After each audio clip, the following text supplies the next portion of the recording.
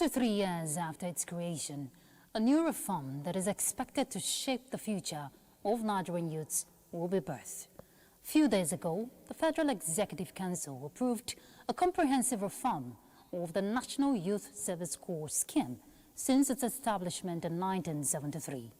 The comprehensive overhaul of the scheme has been described as the first holistic review of the NYSC, and some of the changes introduced include civilian leadership, extended orientation program, specialized career streams, technology-driven color process, risk-sensitive deployment. Now, these reforms are being designed to equip Nigerian youth with practical skills, boost productivity, create jobs, and support the federal government's target of a $1 trillion economy. The question is, will this be a win-win situation on the part of the government and also for the prospective corps members who would become pioneers of this new initiative? What holistic plans are in place to ensure effective implementation of these reforms in the scheme? Beyond the rhetoric of what is in place now, are the foot soldiers ready to combat what lies ahead and embrace a new reality? Well, tonight on Weekend File, we will be exploring the repositioning of the National Youth Service Corps for a new generation. And our guest is Professor Oke Ikechukwu Emenai, Professor of Strategic Management and Human Capital Development. He is also the Executive Director, Development Specs Academy. Thank you for joining us. This is Weekend File. I'm Ruth Aguela. In the meantime, let's start with the news.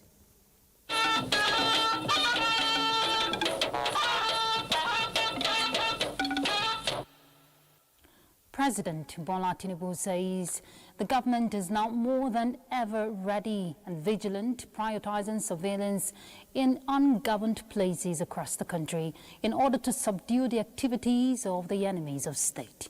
The president declared these when he received the Holy See Secretary for Relations with States and International Organizations, Archbishop Paul Gallagher, in the State House this Saturday.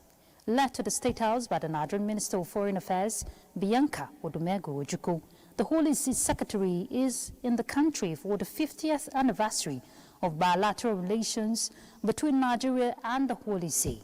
Addressing the guest, President Tinubu, who emphasized the need to carefully remove religion and ethnicity from the politics of insecurity, stated that the government has been more vigilant and proactive in tackling the issue of insecurity.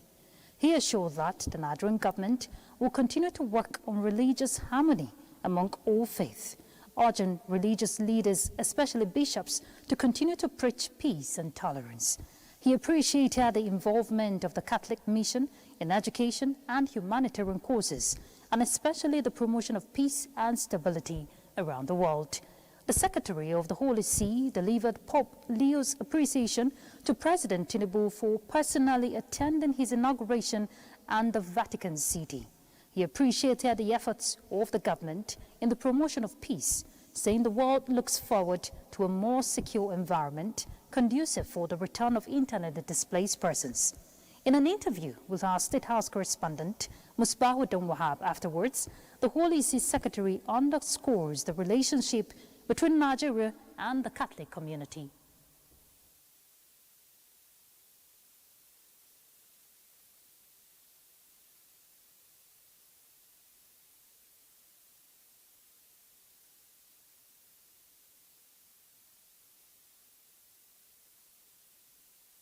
Well, the relationship is very strong, very healthy.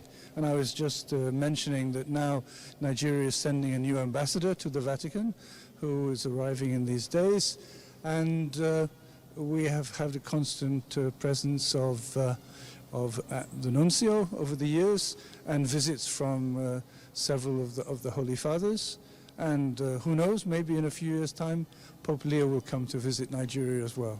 The Catholic Church is hugely impactful in Nigeria in the number of educational institutions, healthcare institutions, in its commitment to promoting interfaith dialogue and its assistance with Nigerian organizations in humanitarian responses in its dedication to peace and stability, not just of Nigeria, the African continent, and the world. Nigeria has more than 30 million Catholics and the largest number of Catholic bishops on the African continent. Vice President Kashim Shettima has flagged off the construction of the 49.55 kilometers Digwa, Gamburu, Ngala Road and Bama Banki Road on behalf of President Bola Ahmed Tinubu. The projects, to be completed within 6 months, will be executed by the Dangote Group under the federal government's Road Infrastructure Tax Credit Scheme. Mohammed Goni reports. The projects will adopt continuously reinforced concrete pavement technology, an innovation championed by the Ministry of Works, reflecting the Tinubu administration's commitment to delivering durable, resilient, and cost-effective road infrastructure. Represented by Vice President Kashim Shettima, President Bola Ahmed Tinubu acknowledged the challenges of poor road infrastructure, posing a threat to communities and the economy. He noted that for a region that has endured years of insecurity and worked hard to restore normalcy, quality road infrastructure is essential to achieving lasting peace and sustainable development. Across the nation, this administration is advancing critical infrastructure because mobility is a condition for productivity. We are rehabilitating roads, improving links between farms and markets, and strengthening connections between communities and centers of commerce. Our transport vision also extends beyond roads. We believe that efficient railways reduce pressure on highways, lower freight costs, connect production centers to markets, and give Nigerians safer choices. Governor Bagana Omar Azlim described the occasion as a significant milestone in the collective effort to rebuild, reconnect, and reposition Borno State for sustainable peace and economic prosperity. These roads are immense strategic importance. They connect communities that have endured years of insurgency, facilitate the movement of people and goods, improve access to markets and essential services, strengthen regional trade with neighboring Cameroon, and support ongoing security and stabilization efforts. President Bola Ahmed Tinubu is a man destined to retake this country. It is very certain that all that were impossible to be done before, Bama, Banki, and the Digwa projects awarded in 2021, is this president that is actualizing it. Minister of State for Works, Bello Muhammad Goronyo, said the ministry has recorded remarkable achievement through professionalism, transparency, innovation, and a commitment to excellence. President of the Dangote Group, Aliko Dangote, described the project as evidence of what can be achieved when the public and private sectors work together towards a shared vision of national development. There were goodwill messages from members of the National Assembly, federal and state government officials, as well as the traditional institution, all expressing support for the renewed hope agenda of President Bola Ahmed Tinubu. In Maiduguri, Mohammed Goni, NTA News. Well, investors were yet to implement community development agreements. The federal government says their licenses will be revoked. Minister of Solid Minerals Development, Dele Alake, stated this at the opening of the 2026 ministerial retreat of the ministry in Abuja. Mia Ogide reports on these and the level of progress made in the ministry's 7-point agenda. The wealth is beneath the earth, and those managing the wealth are above the earth. And to properly mine the resources, the managers must also mine their brains to come up with fresh strategies. I congratulate myself for being Dele Alake, leading the Ministry of Solid Minerals Development, a ministry whose GDP is on the rise recently, and it's time for the regular annual retreat, primarily to review the 7-point agenda of the ministry. If we can set up a new 7-point agenda, I'm all for it. We won't abandon this current 7-point agenda because they are in various stages of completion. Progress made in the sector, but the speed is limited, and here lies the barrier. That if this sector is given the finance it requires, if it does not overtake oil in terms of revenue generation, it will only be a small fraction that will be between them. In National Assembly, we are not too comfortable that the solid minerals sector has not been given such budgetary fillip that will speed up the process of harvest. In between the government and investors are the host communities that bear the brunt of the environmental impact of the mining activities, but there are companies not complying with community development agreements, and the government frowns at it. You will soon hear our revoking of titles that fail to execute CDAs. From the Minister Dele Alake to the staff, no ranks. Let's work together for the interest of the nation. Mie Okedi, NTA News. From the health scene, the federal government says it has launched a 10 billion naira emergency maternal and newborn healthcare intervention in Bauchi State to reduce maternal and infant deaths and improve access to quality healthcare. Coordinating Minister of Health and Social Welfare, Professor Mohammed Ali Pati, while speaking at the flag-off ceremony, said the intervention reflects President Bola Tinubu's commitment to strengthening the nation's healthcare system by providing life-saving equipment, ambulances, essential medicines, and 17,000 free maternal kits for pregnant women across the state. What we are doing here in Bauchi is one of what we have done in 36 states of the country, where we have contributed by the efforts of the federal government in collaboration with states, efforts to improve primary health care, to invest in infrastructure, equip them. Under the leadership of President Bola Ahmed Tinubu, more than 45 million Nigerians are getting services all over this country. I must also thank the Honorable Minister for the intervention and assure him of our readiness to working closely with the management of the hospital and provide every support required to ensure the continuous functionality and utilization of the equipment for the extended purposes. The minister explained that the intervention will equip 20 primary health care centers across 15 local government areas with labor and newborn care equipment, while 15 tricycle ambulances and 6 conventional ambulances will improve emergency referrals, especially in rural communities. Still talking health, obstetric fistula remains a major maternal health challenge in Nigeria, leaving thousands of women with preventable injuries every year. To address the problem, Gombe State Government, in partnership with the United Nations Population Fund and other donors, inaugurated a new obstetric fistula center in the state. Nafisa Umar Garba reports. Statistics revealed a growing number of women living with obstetric fistula, particularly among rural women. Gombe State Government, in partnership with the United Nations Population Fund and other donors, are rewriting these statistics with the inauguration of Obstetric Fistula Center in the local government general hospital. A pediatric stabilization center is also inaugurated to improve the survival of malnourished children. The survivors who are with us today, you are the reason why we are here. Your resilience is our inspiration. This center are your sanctuary, places where your dignity is restored and your future is reclaimed. State government officials stress that beyond infrastructure, the success of the facilities depends on how the beneficiaries on the project. It is our hope that this hospital will restore the dignity, it will rebuild the lives, it will restore the status and roles of women. I urge all stakeholders to be sure that they are effectively managed, properly maintained, and fully utilized to deliver the intended benefit to our people.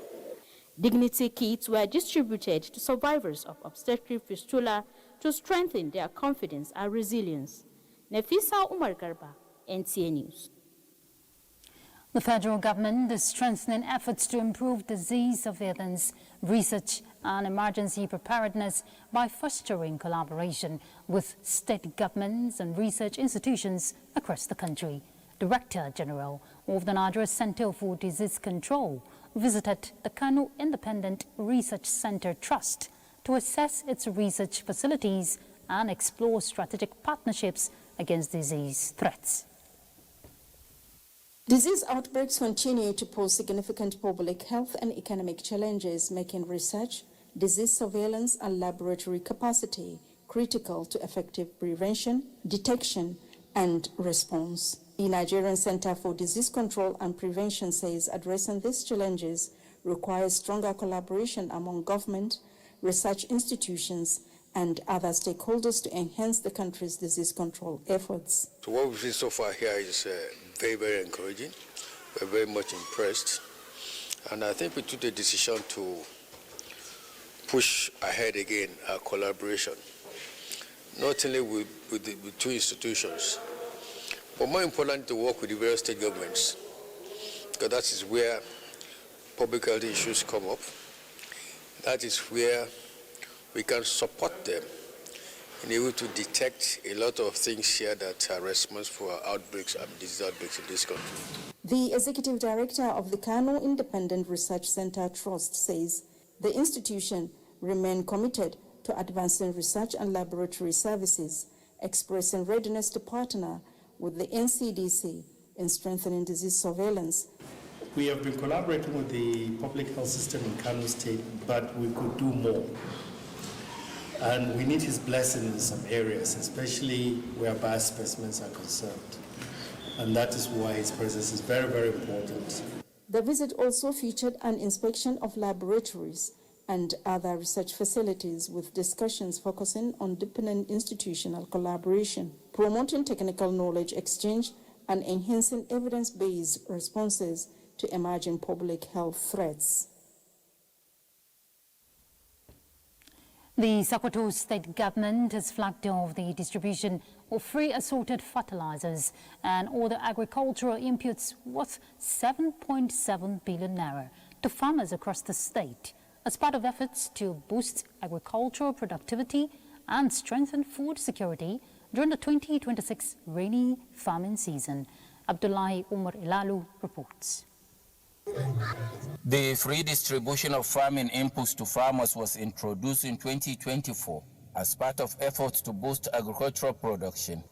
However, following reports of irregularities in the distribution process, government suspended the free scheme last year and instead made the inputs available to farmers at subsidized rates. Flagging of the 2026 wet season distribution, Governor Ahmad Aliyu stresses that the restoration of the free scheme demonstrates his administration's commitment to revitalizing agriculture as a key driver of economic growth, all of which will be distributed free of charge to genuine farmers across the 23 local government areas of the state. He further announced the procurement of 250 tractors to expand mechanized farming, increase agricultural productivity, and support the state's drive towards food sufficiency. Let me thank our dear President, Asuwaji Bola Ahmed Tinubu, GCFR, for support to Nigeria's agricultural sector aimed at ensuring food sufficiency. Stakeholders described the intervention as a timely boost to agricultural production and rural livelihoods, urging beneficiaries to make effective use of the inputs. In Sokoto, Abdullah Omar Ilalu, NTA News. Founder and CEO of the Hanan Buhari Foundation, Aisha Hanan Buhari, has been honored as one of Africa's 100 most notable peace icons. She received the recognition at the 100 Most Notable African Leadership and Business Summit 2026, held in Marrakesh, Morocco. The continental honor, organized by the Dafdan Peace and Advocacy Foundation, celebrates African leaders, innovators, and change makers whose work has advanced peace building, humanitarian service, leadership, and sustainable development across the continent. Aisha Hanan Buhari was recognized for her humanitarian interventions, advocacy for social justice, and work in community empowerment through the Hanan Buhari Foundation. I humbly dedicate this award to my late father and also to my beloved husband for supporting this foundation since the birth of it. It wouldn't have been possible without him. Thank you very much.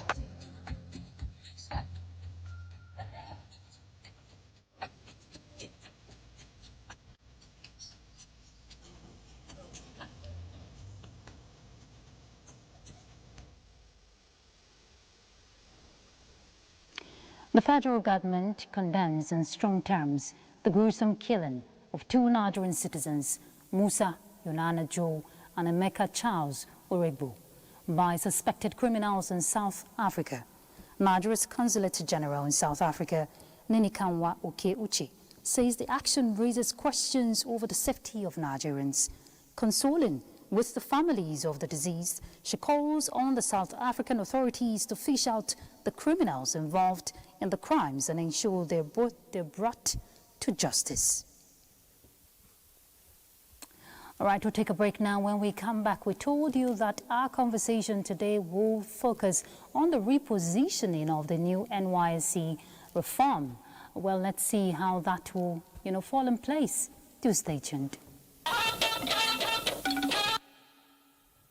Thank you for staying with us. For many years, discussions on youth unemployment have focused mainly on creating jobs. While job creation remains important, attention is also shifting to preparing graduates with the skills needed for exiting, opportunities that they may encounter and those expected to emerge in a changing economy.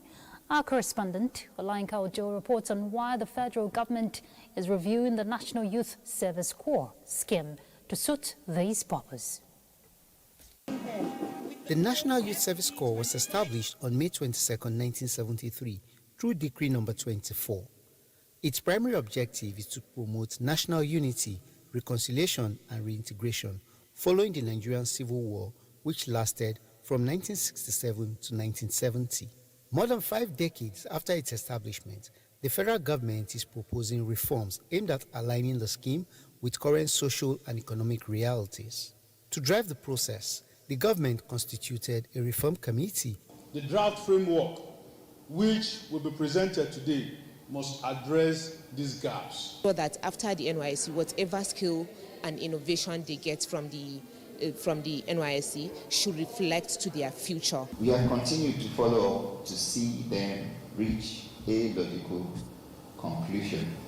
With the view that the scheme should reflect present-day realities, the committee, after a series of meetings, submitted its recommendations on areas requiring reform. Any reform you are making without taking care of the security of the corpus is as good as useless. Every year, hundreds of thousands of graduates enter the labor market. Influenced by technology, artificial intelligence, automation, digital entrepreneurship, and changing workforce demands, the proposed reform of the NYSC intends to respond to these developments. To build an NYSC out of just mobilization of program, we are looking and working for the strong partnership for skill development, job creations, possibility, and national growth. What is important is Mr. President, in his usual bold and courageous way, has taken on this holistic reform of the NYSC, which has never been done in the last 53 years of its establishment. NYSC will be civilian, led with clarity of the fact that we need to build the skill set of our youth. The reforms will require amendment of the NYSC Act. As with relevant government agencies, especially the educational institutions, to make sure that skill acquisition and entrepreneurship is part of the curriculum from the schools, because these are things you cannot just get in just few months. Among those following the development is Ishaya Usman, who served in Yobe State more than a decade ago during the period of heightened insecurity. I wish they will give more emphasis to incorporating NYSC into the security architecture of Nigeria. It will be very interesting if all serving corps members and even the ones to come will be enlisted into the security architecture of Nigeria. Although some of the proposed measures are already reflected in aspects of current NYSC programs, their full implementation could significantly reshape the scheme. Olayinka Ojo, NTA News. With the federal government's recent approval of major reforms to shift the National Youth Service Corps from a general deployment model to a skills-based system, what are the key developments expected to first boost the nation's socio-economic life? Larry Belay gives us answers. Before the reforms, there were skeletal programs reflecting the current realities. To upgrade these, the National Youth Service Corps, NYSC, saw the need to reposition itself as a platform for promoting entrepreneurship through its skill acquisition and entrepreneurship development (SAHID) program. With the reforms in place, the scheme has evolved beyond mobilization into a skills-based system. We tend to wait before we get jobs, but with this new reform that NYSC has created, as female corpers, like someone like me now, I can be able to have new business ideas, have real work experiences. Enables the core members or graduates to be posted where their skill are needed and where they can gain more experience. It reduces the efforts we also put into ensuring that they are market ready. Some of our programs that we have for core members and early careers include the power system training, which is for the electrical, electronics, and graduates, and also the Infra Connect for the structural civil engineering graduates. It exposes them to real-life experience. Under the new framework, for example, every core member will be required to choose one of 11 specialized streams upon registration. In Lagos, Lanre Pelayi, NTA News. All right, let's bring in our guests, Professor Oke Ikechukwu, MNI. He's a professor of strategic management and human capital development. He joins us via Zoom. Prof, good to see you. Good to see you. Good evening. Good evening Glad to you. To be here. Great. And I'm sure you're excited. I want to believe you're excited about the new reforms we're seeing in the NYSC. What has not been done? 53 years after, we're seeing what will make a difference based on what experts are saying for the future of Nigerian youths. What do you make of all of it? Well, the first point I will make is that a nation must from time to time review its policies, institutions, development initiatives that will strengthen national integration, such as the NYSC. It was set up shortly after the Civil War. At that time, the major concern of the Gowon government was national integration. Very brilliant and wonderful idea that, look, if young Nigerians are made to go to parts of the country they probably never heard of, their sense of citizenship will extend beyond their local boundaries. So it was from the inception a very brilliant idea, and that's why I'm glad it's not scrapped. Instead, it's rejigged. But then, being that it was under a military regime, it was also conceived to be executed in such a way that it carried a lot of military drill, a military conception of discipline, among other things, uniforms, march past, jogging in the morning, all of that. Now, what I see is not a replacement of the original idea, is the evolution or migration of the original idea to achieve more than the limited goal it has set for 53 years. So it is a brilliant idea, commendable, really, because they could just have announced the scrap. If you leak the scrap, if you listen to all the details, what strikes you is that some people took time to really think this through. So I think, in response to the limited question you asked, it's a brilliant idea. It's something for which the time has come. The proposed skill areas are sufficiently wide. The only thing to bear in mind is that we need to ask ourselves, do we have enough people to handle these skill areas in the camps? Let us recall that how many years ago, around 1979, 89 or thereabouts, you had Introtech introduced. Schools were supplied with Introtech equipment, but there were no Introtech teachers, and therefore teachers of integrated science. The machines, the equipments were left there until they disappeared. So this full layout of skill areas must be explored to make our youth able to quickly engage in some aspect of the economy as soon as they come out. But there is something missing there. You can acquire all the skills in the world, but your humanity must be addressed.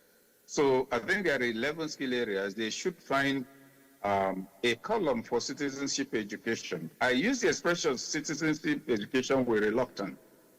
Relationship management, the challenges of everyday living, critical thinking, rational interaction, the need to avoid religious and ethnic tolerance. There must be that provision, which will be widespread and taught across all the skill areas. Otherwise, I can come out as a wonderful entrepreneur with very terrible attitude towards you from other ethnic groups, because all I need is, I have to go out there and make some money.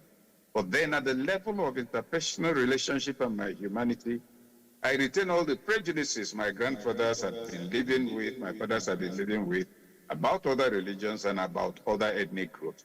So two things. Wonderful initiative to be commended. Two, expand it to include a 12th element, while being sure that it's not just the announcement, but that the personnel, the human, the teachers, or those who have to handle those areas, are actually available. Those are my initial comments on this.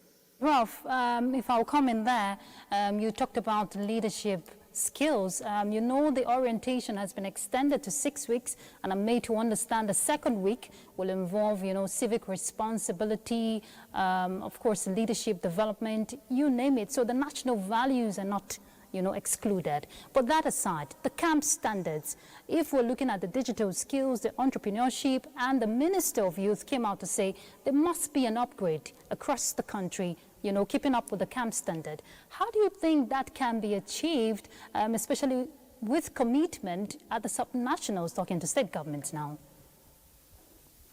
What can be achieved? I didn't quite get that part. I'm talking about the camp standards that the Minister of Youth said must be achieved in terms of upgrade. You know, you want to ensure that these reforms are in place. So looking at the subnational, how do you think they can come into support? Because this entails a comprehensive investment to achieve. Well, I think that this is a national program and should be treated as such. But the subnational levels of political responsibility have a duty to also become what you might call counterpart partners. So I'm not very excited that the minister is starting by crying out about the subnationals. No. If you go to most camps, and in the course of my usual line of work, I have to interact with a lot of young people who are at that nurturing stage of having come out of school, being hit by the reality that there's no excuse for collecting money from parents, forced into the realization that they are now adults. The camps, most of them are truly terrible. The sanitary conditions are bad. The living space is just cramped up as if it's a refugee area in some places. So something should be done about that.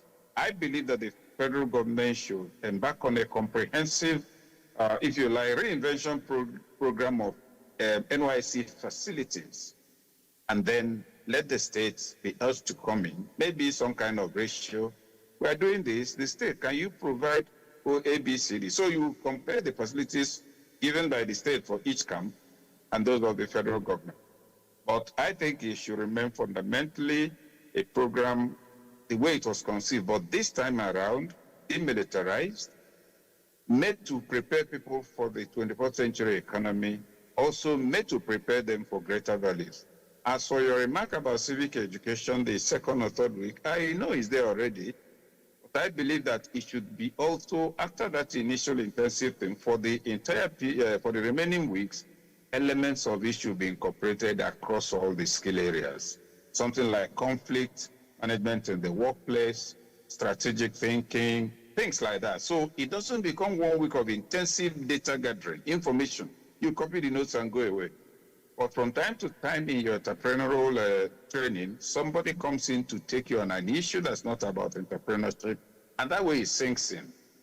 Conflict management, among other things. But anyway, I should also comment on that. But as for the subnationals, please, let's not start by saying, oh, you know, the federal government cannot do it alone. We know it cannot, but there's a standard it will set, and that will oblige it. Prof, if you just let me make a correction there, the Minister of Youth was not saying the subnational should step in. He is saying there will be an upgrade, you know, nationwide in terms of certification and all of that. I was the one asking how the subnational will come in over time, you know, to give support. But I'm glad you've addressed that. So let's take a break, Prof. We'll be back shortly, and you stay tuned. We'll be back. Thank you for staying with us. We have Professor Ikechukwu joining us via Zoom. Prof, we've addressed issues concerning, some of the aspect of the reforms, but one critical area is the risk, sensitive deployment, which experts have come out to say this is very important, especially with security concerns when core members are posted to vulnerable communities. What do you make of that? Well, I think the concern is justified because you can't just finish training your child only to have him or her bumped off on the road on his or her way to a program that's supposed to strengthen patriotism, sense of unity, etc. It will be achieving the opposite effect. You will find more and more people even asking for it to be scrapped. So it is out of security concern that this suggestion is made. I share it to the limited extent that it is important right now. But ordinarily, there should be enough security for people to move around. Now, tied to the matter of having people in contiguous area is the issue of uniform. I think the minister's statement clearly was misinterpreted. He was not recommending a particular outfit. He was observing that instead of military uniform, it might be some local fabric, of which he made an example. Reflecting on it, I also asked myself, should it be maybe several outfits from different parts of the country as standard NYSC wear? Or should it be that dress the way you dress in your part of the country, the intermingling makes you relate exactly with everybody, the variety is seen, your identity is part of your outfit, and in spite of it, you maintain the same perspective on national issues. But those are evolving matters to be sorted out in the details of execution.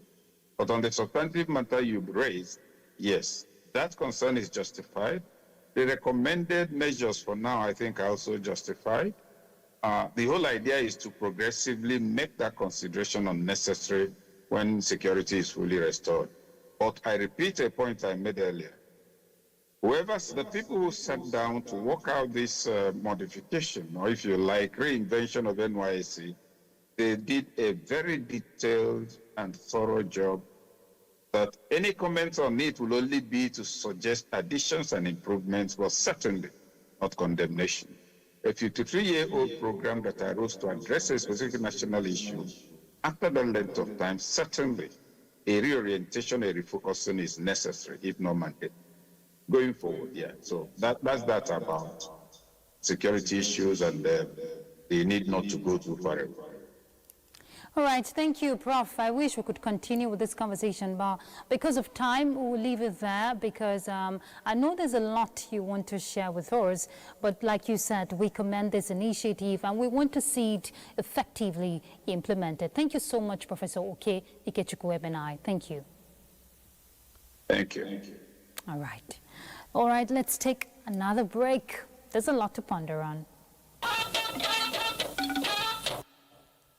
All right, it's time for a sports update, and Francisca is set to give us all the details. Francisca, what's up with the World Cup update?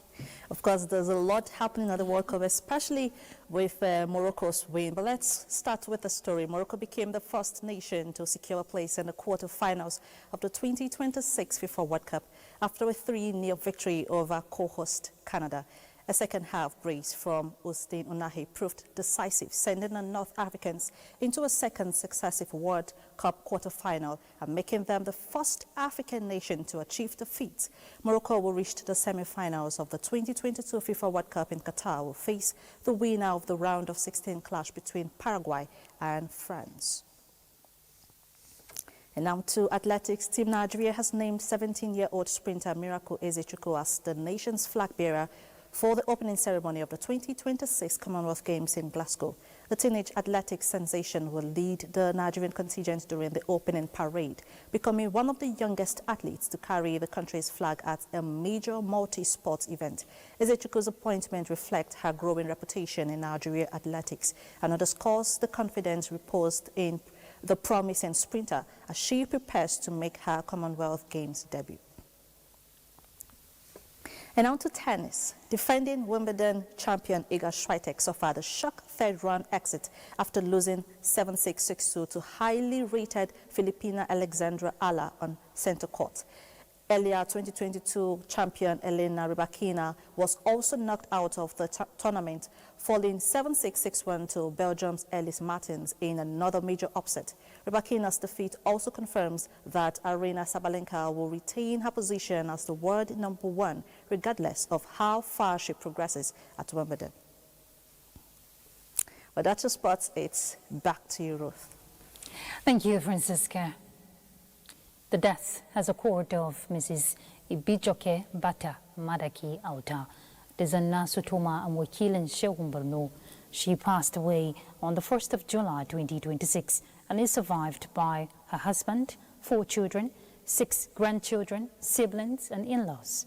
A statement from the family signed by the husband indicates that her wake will be on Monday, the 6th of July, while burial is slated for Tuesday, 7th July 2026 at 11th Faith Mahuta by 10 a.m. She died at age 66. Cooperatives have existed for many centuries around the world, providing a platform for people to close ranks for enhancing their economic status. Therefore, the International Day of Cooperatives, which is today, celebrates a people-centered business model built on values of self-help, solidarity, social responsibility, and concern for community. The day is a UN global observance which highlights the complementary goals and objectives of the United Nations and the international cooperative movement. So, join a cooperative society today to pool resources together and embark on financially elevating businesses for mutual benefit of the world. So if you haven't, do so. And that's Weekend File. Thank you so much for being a part of it. Do have a good night rest. I'm Ruth Aguilera.